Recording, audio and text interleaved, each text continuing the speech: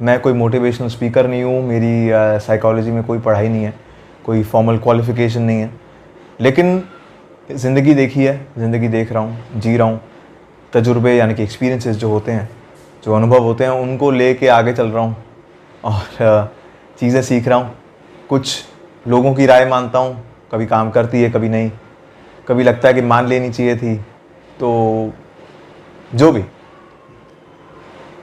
मुझे एक चीज़ अक्सर मैं सोचता हूँ वो ये कि हर इंसान आजकल सोचने में लगा है कि मैं परफेक्ट क्यों नहीं दिख रहा, मैं परफेक्ट काम क्यों नहीं कर रहा, मैं वो परफेक्ट पैसे क्यों नहीं कमा रहा, उस श्रेणी में, उस कैटेगरी में उतने पैसे क्यों नहीं कमा रहा, एक घर क्यों नहीं है, एक गाड़ी क्यों नहीं है।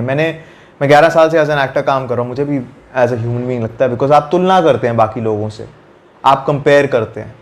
उसके साथ हो गया, मेरे साथ क्यों नहीं हुआ? क्या मेरी किस्मत ख़राब है?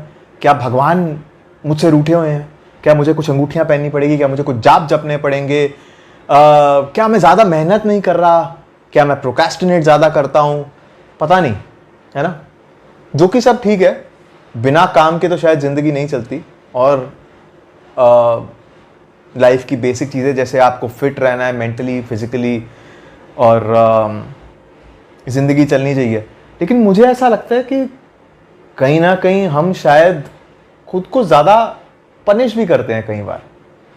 नहीं, मतलब वो वाली जॉब नहीं मिली, अरे यार मेरी गलती होगी, उसको कैसे मिल गई? अरे यार मैंने इतनी कोशिश करी, मेरा रिलेशनशिप का ब्रेकअप हो गया, मेरी गलती होगी। हाँ, हो सकता है आपकी गलती हो कई बार, स्वाभाविक है, लेकिन हमेशा आपकी गलती हुई तो ज़रूरी नहीं है।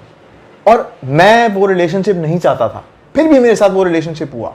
तो मैंने तो नहीं मांगा था यूनिवर्स से कि वो रिलेशनशिप मेरे साथ हो, लेकिन फिर भी मेरे साथ हुआ, और वो मुझे चीट कर गया, वो मुझे चीट कर गई। ये सारी चीज़ें मेरे साथ क्यों? मेरी ज़िंदगी ऐसी क्यों है? पता नहीं यार, मुझे भी पता नहीं आपकी ज़िंदगी ऐसी क्यों है, मेरी ज़िंदगी ऐसी क्यों है। जैसा कि मैंने कहा कि मैं एज एन एक्टर 11 साल से काम कर रहा हूँ, मेरी कुछ अपेक्षाएं थी ज़िंदगी से, और मुझे लगा कि इस टाइम पे मेरे पास इतने पैसे होंगे, शायद मेरी शादी हो चुकी होगी, मेरे बच्चे होंगे, लेकिन मैं वापस सिंगल हूँ। मेरी शादी तो हुई नहीं बाय द वे, कुछ रिलेशनशिप्स रहे जो काम नहीं किए। क्यों काम नहीं किए पता नहीं, अगर उनसे पूछा जाए तो वो कुछ मेरी गलतियाँ गिनाएंगी, शायद मैं उनकी, वो तो ह्यूमन चीज़ है। लेकिन अच्छा, ये चीज़ कि रोज़ आपको कैमरा खोलना है और एक सेल्फी डालनी है तो आपको परफेक्ट दिखना है, ओ ये एक्ने क्यों हो गई, ओ मेरे बाल गिर रहे हैं। अरे यार इंसान हो, स्ट्रेस होगा, शायद बाल गिरेंगे, शायद एक्ने होगी, और सब चीज़ें होंगी। जैसे आप आज दिखते हो, आप 5 साल पहले नहीं दिखते थे वैसे। मानना पड़ेगा यार, इस बात को एडमिट करना पड़ेगा।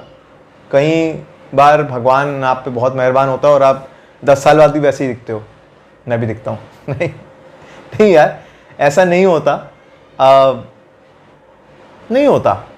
मुझे ऐसा लगता है कि मतलब ये मेरी राय है कि यार लाइफ जैसी भी हो, आपको उस चीज़ को लेके आगे चलते रहना पड़ता है। और रोना है तो कुछ टाइम रो भी लो उस चीज़ के बारे में। When you're ready, get up and move forward. Because the most important thing in life is कि यार एक दिन तो ये सब रहेगा नहीं, आपके लिए, मेरे लिए, किसी के लिए भी। The one eventual destination in life is death. We're all heading, okay, we're not all heading towards death, but we're all, life is really, you know, it's decreasing, it's not increasing. आप आगे ही जा रहे हैं। तो एक बड़ी अच्छी saying मैंने कहीं पे पढ़ी थी कि as long as you are breathing, you can change your story, which makes sense. क्योंकि अगर ये सांसें ही नहीं रहेंगी तो क्या मतलब है स्टोरी का? लोग पूछते हैं आप किस एक चीज़ के बगैर जिंदा नहीं रह सकते। मेरे ख्याल से सबसे ज़रूरी चीज़ सांसें हैं, उससे ज़रूरी चीज़ नहीं है कोई। So just take a deep breath, find whatever possible solutions you can. If you can't, maybe it's okay. Take your time, relax, take a step back and maybe take a step forward tomorrow for whatever it is, be it your partner, be it your career, or whatever your financial situation, whatever things, you know. But the most important thing is to take a deep breath